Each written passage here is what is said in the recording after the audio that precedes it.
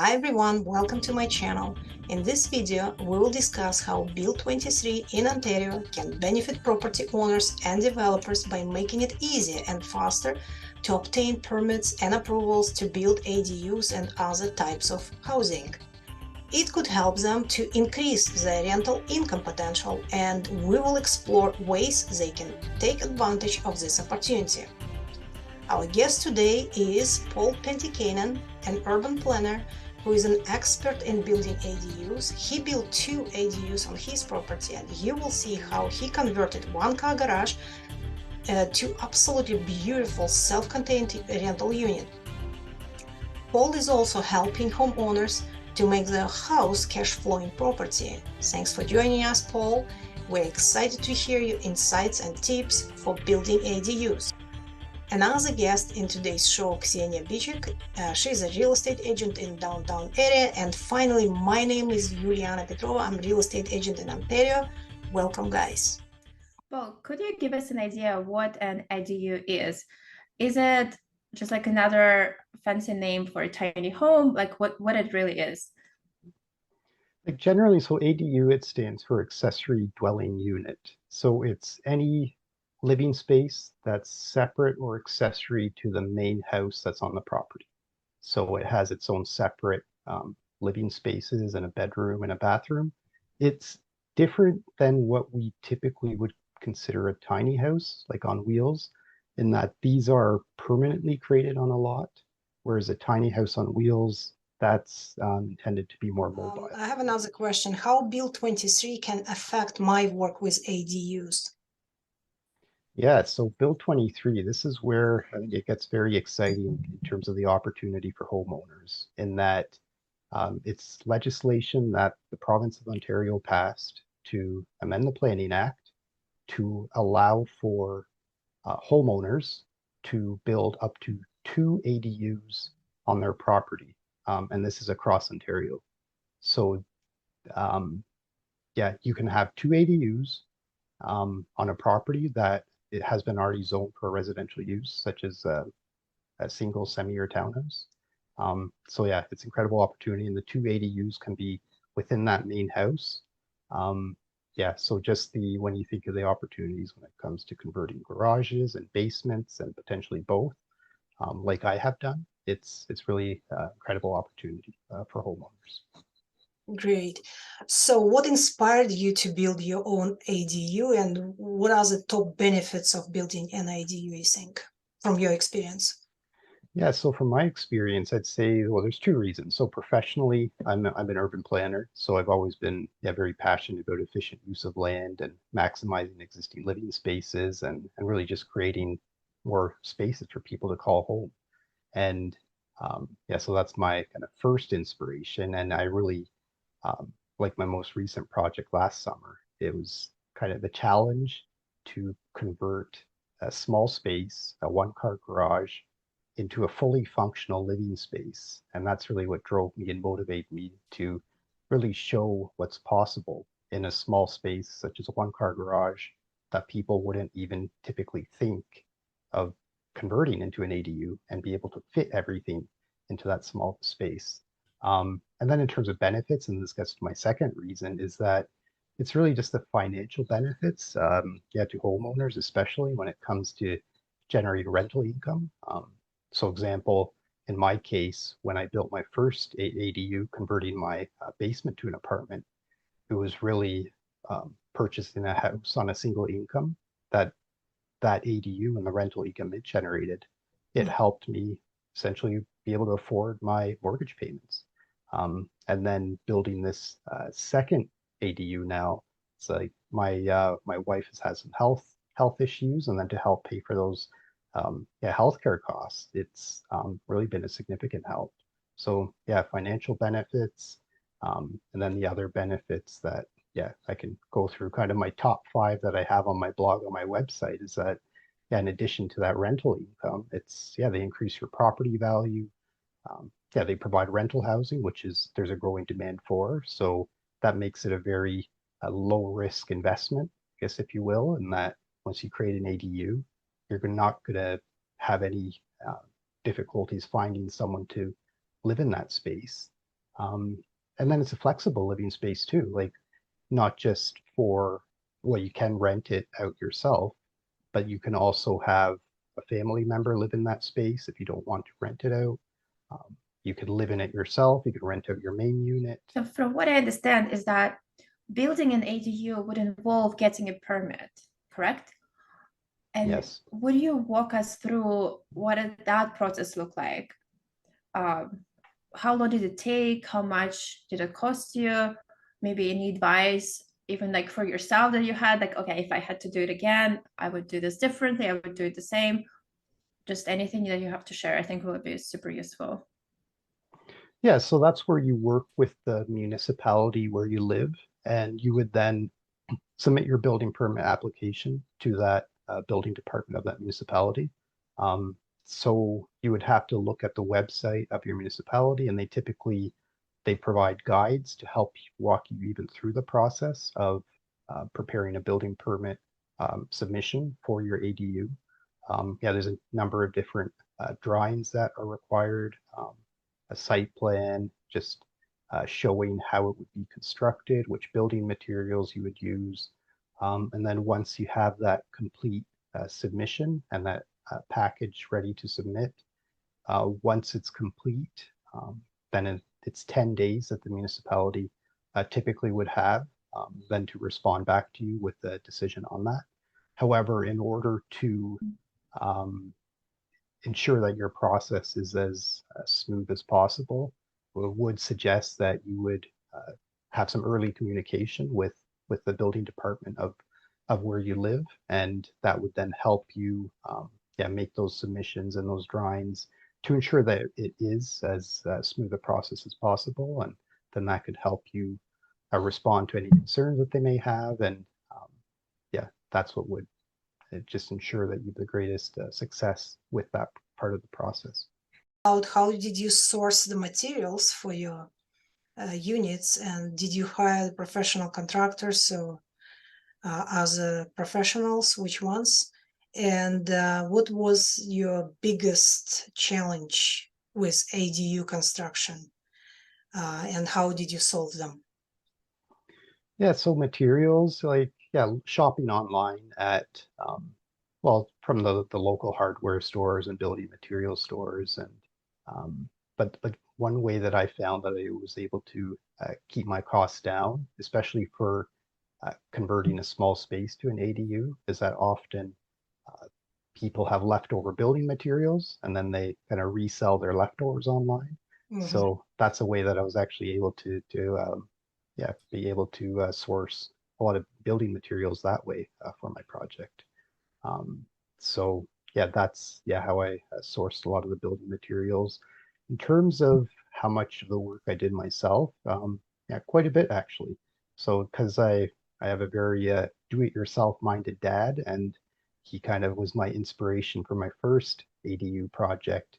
And for that project, I did a lot of the work myself with his help. And then this garage conversion project, that's when I converted, um, that with very little help. And it was, um, just very empowering to think that a project like that you can really create yourself. And it's that part of the process that I think, and this is why I created my course too, is to really help people take on a project like this with doing as much as possible. And that's how they can save the most amount of money too. And it's, even if you don't do as much of the work yourself, for example, I still hired out for plumbing and electrical work, but all the other construction work I did myself. But you can still be your own contractor, and by knowing the process, then you can even save lots of money that way as well. So in terms of biggest challenge, I guess it still is being smart with knowing when your deadline is for your project. And this is where certain tasks in hindsight, I probably should have hired out for some of them, just to be able to shorten my time frame down a little bit. But there's that careful balance, but it still is worth it to try to take on as much of the project yourself, and you just learn so much through that process, and it really is empowering. So even though you mentioned a few ways to save money, I still understand that it would be a considerable expense. So do you mind sharing how much was your investment in each of you in each of your ADUs? Yeah, so my first one, so the basement conversion, so that was 8 years ago. So costs would have been lower then, but that was only $10,000 to Wow. convert my downstairs apartment Wow. into this ADU. Ooh, So like it already was finished, but it still well, it needed a kitchen and it needed some other upgrades to meet building code. But that's just an example of by being empowered to take on a project yourself, just how much you really can save. So when that cost $10,000, the return on investment was just insane because it paid for itself in that 1 year, first year that I had it rented. And when you think of every year after that, it's generated over $100,000 now from that initial $10,000 that it cost to build that. exactly. Right.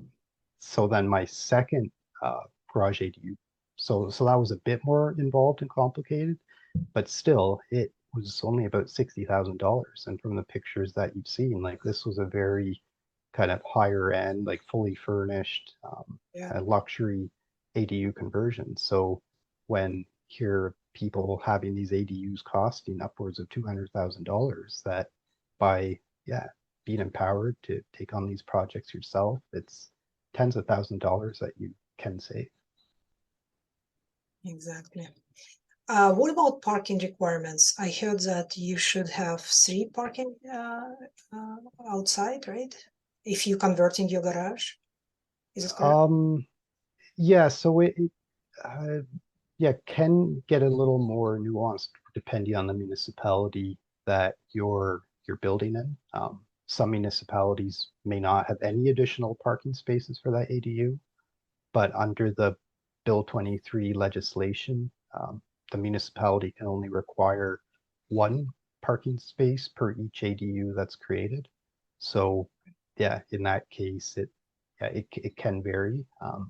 But it would vary on each municipality where you're building. What to look for in a property to know if you can add an ADU later, or maybe you already have the property and you're thinking, can I do this? What are some of the requirements? So this will, I guess, depend on your intention. If you're ideally, you'd be looking for a conversion ADU opportunity. So this would be, looking at in a garage, like what's that structure looking like? Or almost an easier one in many cases is a basement or a downstairs. And in my case, it was quite ideal because it was a raised bungalow. So it was a full walkout apartment. So it already had a separate entrance. That's something to look for. The window sizes. Ideally, a finished basement would have windows. Above grade windows. It has that separate entrance. But then if your intent is to build a detached ADU, then this is where you'd look at a larger lot and just looking at what the setbacks from property lines would be in the municipality that you'd be looking to build. And something else too is that the building code, it looks at if your properties or if your home is 5 years or newer or older in terms of which parts of the building code that it would apply. So it's actually not as strict if it's older than 5 years old, and it's more flexible if it's it's stricter if it's newer than 5 years, and it's more permissible if it's older than 5 years old. So that's a consideration as well. So speaking of that, what is cheaper, you think, building a detached ADU or attaching it to existing home? Yeah, converting existing structures for sure. Like in my case, it's cost about 75,000 for the 2 ADUs within the main house, as opposed to like initially I was planning to do a detached backyard ADU before yeah, that's what I was intending to do. But then once I was looking at the cost for that, it would have been upwards of that $200,000 or so for a similar size structure, because you had to build a new foundation. You would have to build a new structure with roof and running servicing and utilities out to that Okay. backyard structure. All those costs they can really add up quickly. Like in terms of a high level cost, like it does depend on each project and how much work is involved in each, but there are the kind of high level um, estimates per square foot that could be used, like at least $200 to $300 per square foot you can use as a general baseline. The bigger it is, the kind of cheaper the per square foot cost will go, just because all the same utilities and appliances and everything is required regardless of the size. So we can use that as a high level, but of course then um, that's just your kind of your baseline, your starting point, and then the more research you do to look at exactly the work that is involved with that conversion project, and that's how you start to refine your budget or your cost estimate. Is adding like an extra unit, is it something that only an owner of a detached home can do? Or are there any options for a semi-detached house, or maybe a row house, or potentially even a townhouse? Yeah, so it is the same permissions are for a single detached, a semi-detached, or a townhouse. It gets a bit more complicated potentially, because essentially what the province has done is said that the use is permitted in all those situations, but the zoning bylaw, when it comes to certain requirements like setbacks and um, sizes, that it may still restrict the ability of those smaller lots to be able to create an ADU on those properties. But generally, yes, it's not only restricted to just a single detached house. What are the most common mistakes investors make with ADUs, and what advice would you give someone who is considering building an ADU? Yeah, like I think even the one that I face too is just like, even though my costs only were the 10,000 and 60,000 or so, they are still kind of more than what I initially thought going into those projects.